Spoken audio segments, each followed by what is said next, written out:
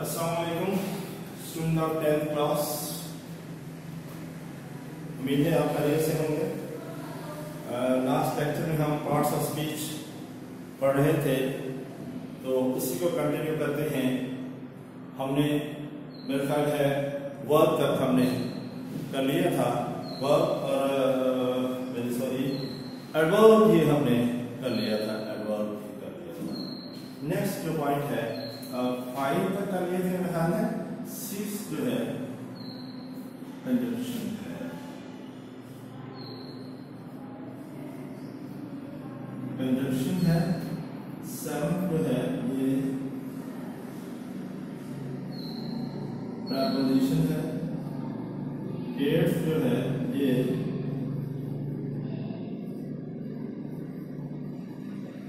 Introduction है, और 9th जो है ये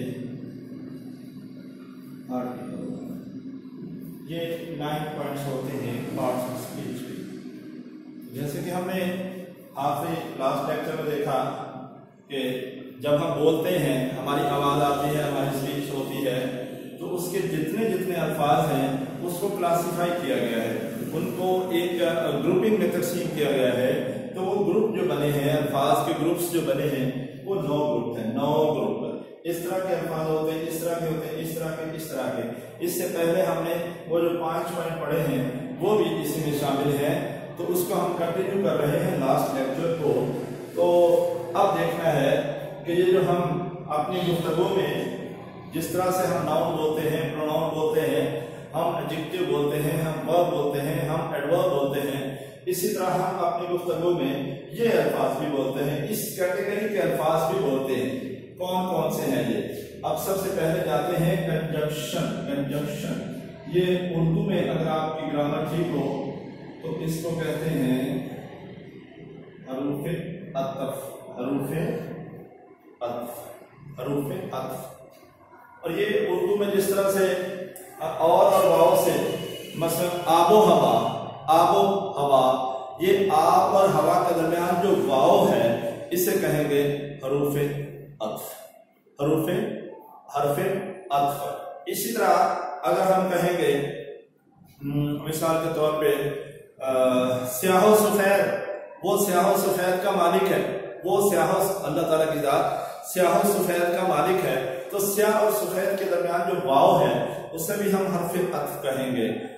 और इसी तरह और भी अल्फाज है, मिसाल के तौर पर मैं और मेरा दोस्त, मैं और मेरा दोस्त भी हरफे अतफ। और इसमें और जो है वो, यानी ये अल्फाज को जोड़ने के काम आते हैं, अल्फाज को जोड़ने के काम आते हैं। तो कंजंक्शन जो है, these are the words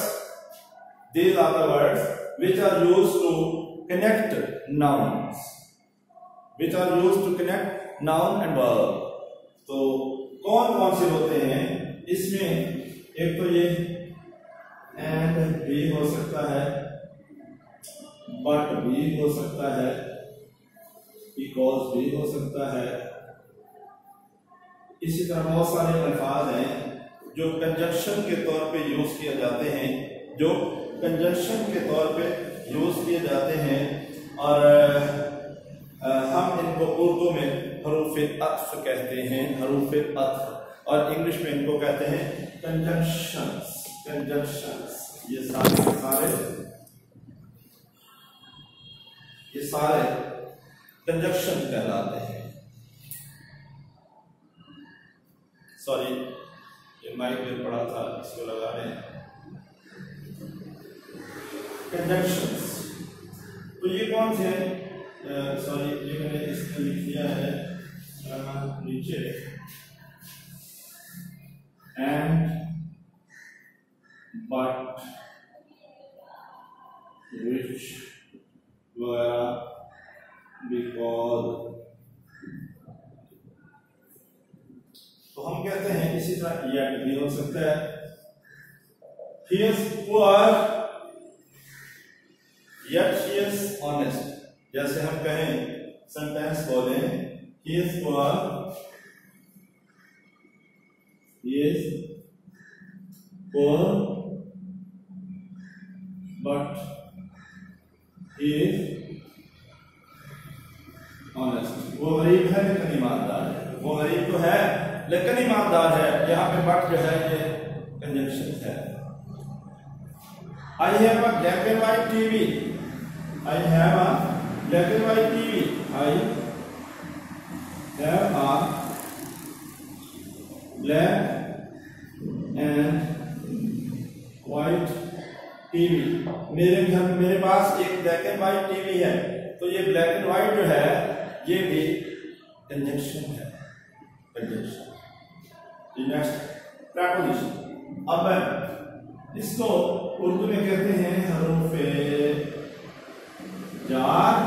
हरूफे jar ये भी लफ्जों को मिलाने के काम आते हैं, ये भी लफ्जों को मिलाने के काम आते हैं। मसलन उर्दू में ये होंगे जैसे में, से, ने, को, तक वगैरह। इसी तरह इंग्लिश में ये होते हैं इन, on, at, under, after, behind, with। इसी तरह और भी बहुत सारे हैं, अप, डाउन, अपर, अंडर।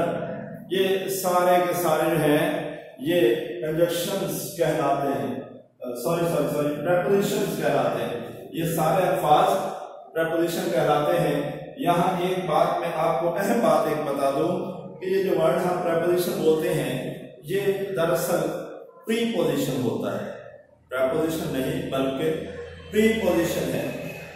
बल्कि क्या है? प्रीपोजिशन।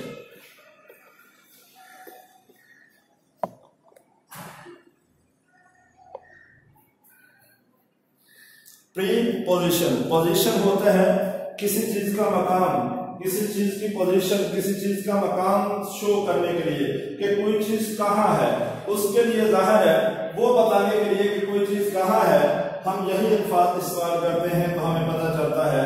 मिसाल के तौर पे हम कहते हैं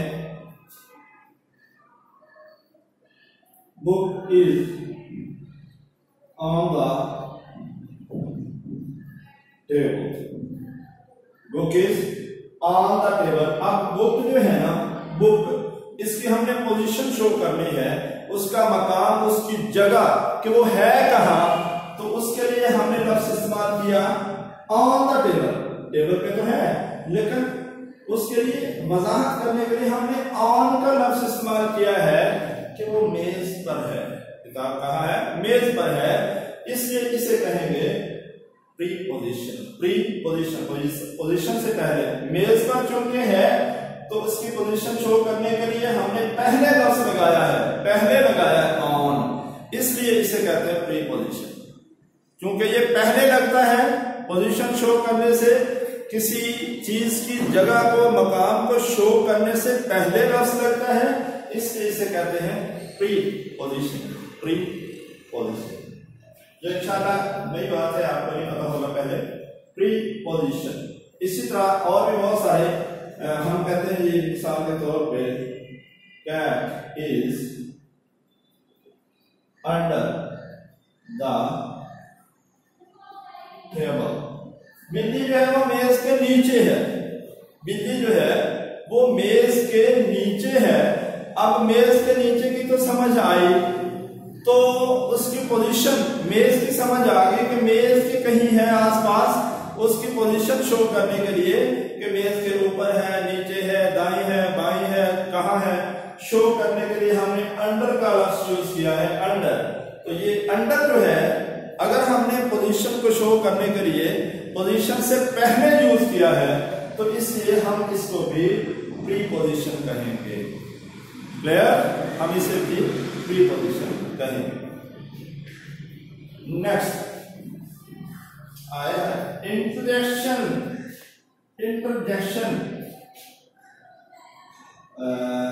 रूफे तासुफ, हरूफे तासुफ। ये तासुफ क्या है भाई? आप कहते हैं ना हाँ नहीं मेरे तासुफ का गुम हो गया, ये क्या? हाँ ये क्या है? यही हरूफे तासुफ है। अफसोस का इजहार करने के लिए हमने जो लफ्ज बोला है उसे कहते हैं हरूफ तहफ़्फ़ुज़। हम कहते हैं ओहो ओहो मैं तो लेट हो गया, तो ये हरूफ तअस्सुफ़ है, ये हरूफ तअस्सुफ़ है। मैं तो लेट हो गया, सॉरी ओहो, ये। और इंग्लिश में जो हरूफ तअस्सुफ़ होते हैं वो कौन से होते हैं? जैसे hurrah, I have won the match, hurrah I have won the match, ये ऐसे।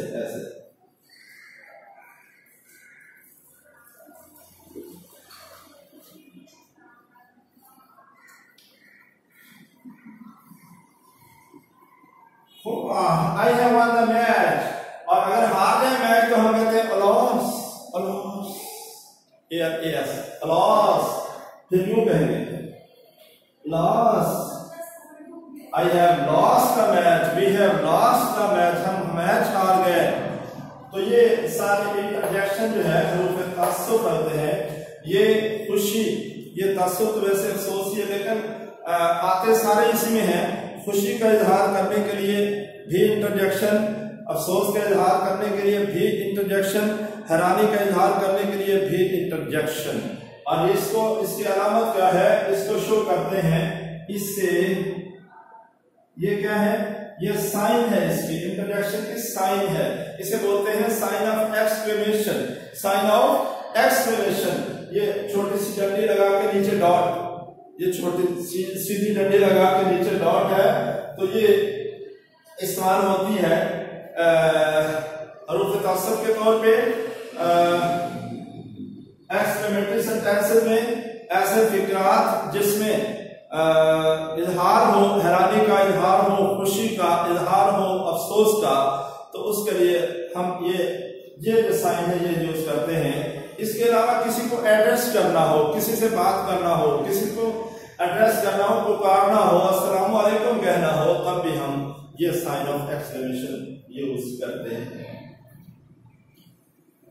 Last article, what's article?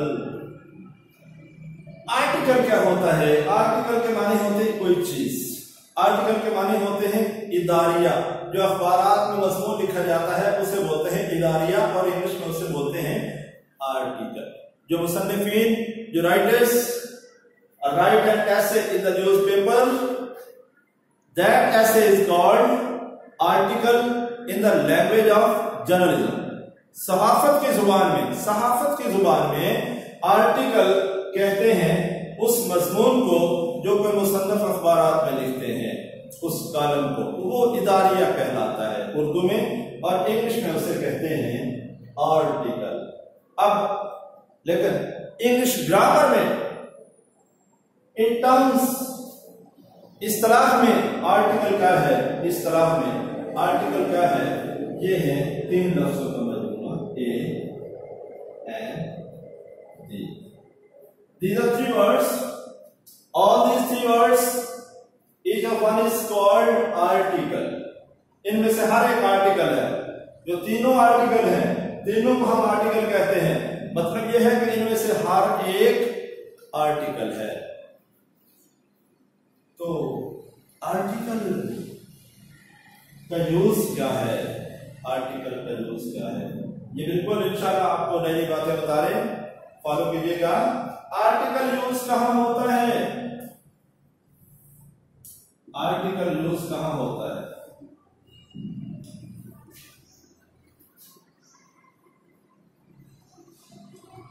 Noun के साथ होता है आर्टिकल यूज। ये बात याद रखिएगा। आर्टिकल जो है वो चाहे ए है, चाहे एन है, चाहे डी है, ये नाउन के साथ यूज होता है। जब भी कहीं नाउन लिखा होगा तो उससे पहले इन तीनों में से कोई एक आर्टिकल होगा। शर्त यह है कि वो सिंगुलर नाउन हो, सिंगुलर नाउन हो। जब सिंगुलर नाउन होगा तो इन तीनों में से एक जरूर आएगा।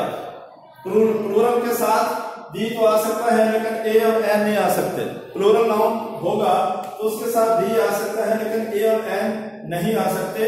ए और एन जो है ये इनडेफिनिट आर्टिकल कहलाते हैं, और दी जो है वो डेफिनिट आर्टिकल कहलाता है। तो हम यूज करते हैं नाउन के साथ ए एंड दी। अब ए एंड जो है ये उस नाउन की अमूमियत को जाहिर करते हैं, उस नाउन की अमूमियत को जाहिर करते हैं। अमूमियत क्या है? नाउन में आप पढ़ चुके हैं कॉमन नाउन, कॉमन नाउन के साथ हम ए और एन यूज करते हैं, कॉमन नाउन के साथ ए और एन यूज करते हैं। और दी जो है उसके बहुत सारे इस्तेमालात हैं। पहले इसको देखते हैं कि ए और एन जो है हम कॉमन नाउन के साथ कॉमन नाउन के साथ यूज करते हैं। लेकिन इसमें एक बात जो है वो याद रखने के काबिल है कि मिसाल के तौर पे हम कहें मेरे पास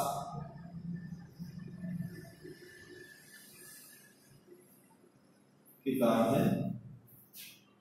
अब इसको हम इंग्लिश में ट्रांसलेट करते हैं आई हैव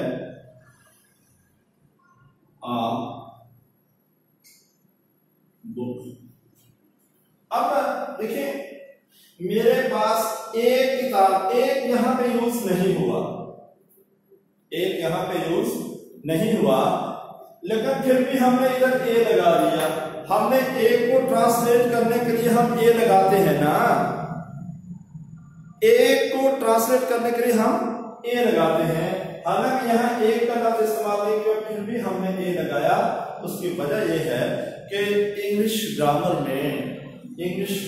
में कोई भी नाउन खाली नहीं छोड़ा जा सकता, कोई भी नाउन खाली नहीं छोड़ा जा सकता।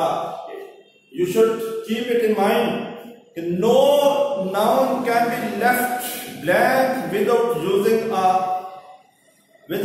N article. यहां फिर भी ए लगाएंगे। आई हैव बुक नहीं कह सकते हम, आई हैव अ बुक कहेंगे, आई हैव अ बुक कहेंगे। आई हैव ऑरेंज नहीं कह सकते हम, आई हैव एन ऑरेंज कहेंगे। आपको पता है कि ए और एन का डिफरेंस क्या है कि नाउन जो है ना वो वावल साउंड से शुरू हो रहा हो, वावल साउंड से, तो उसके साथ पहले एन लगाएंगे। अगर अदर देन वावल साउंड से स्टार्ट हो रहा है तो एन नहीं बल्कि ए लगाएंगे। और उसके बाद दी है, दी जो है बेटा इसके बहुत सारे इस्तेमालात हैं, बहुत सारे इस्तेमालात हैं, तो वो हम एक अलग इंशाल्लाह टॉपिक रखेंगे।